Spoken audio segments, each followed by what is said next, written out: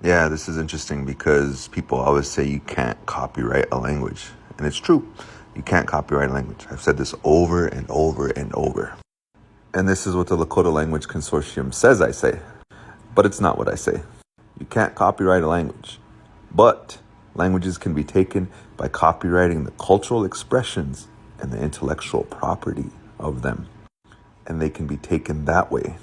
Anyway, more on this. Check out this article in the New Yorker. How did a self-taught linguist come to own an indigenous language? Legal scholar Jane Anderson says in this article, people say, hey, you can't own a language, she told me recently, Jane Anderson.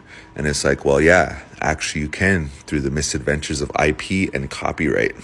So what happened was the Penobscot, a linguist decades ago came, his name was Siebert, and he started recording elders and he was making grammars and he made a dictionary.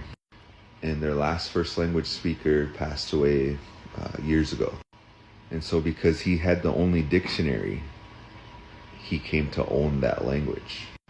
And he passed on. He collected all these rare books, and his family, they auctioned off his rare book collection. They got like over $12 million. The Penobscot dictionary wasn't in that sale. But what he did do is he donated it to the APS, not the tribe.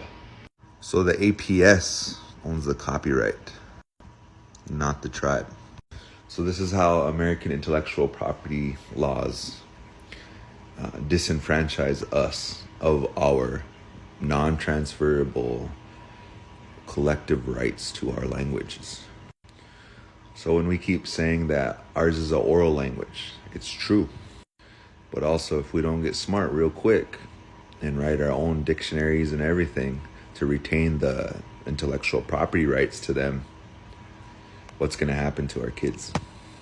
Tribal sovereigns need to have their own dictionaries and their dialects, and they need to hold on to the rights of that intellectual property.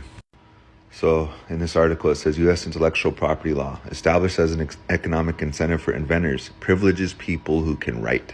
In copying down the grammar, the stories, and the vocabulary of the Penobscot, Siebert made them his.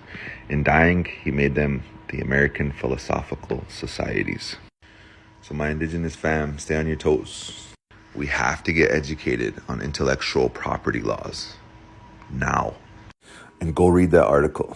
And be careful of new writing systems brought by non-indigenous people.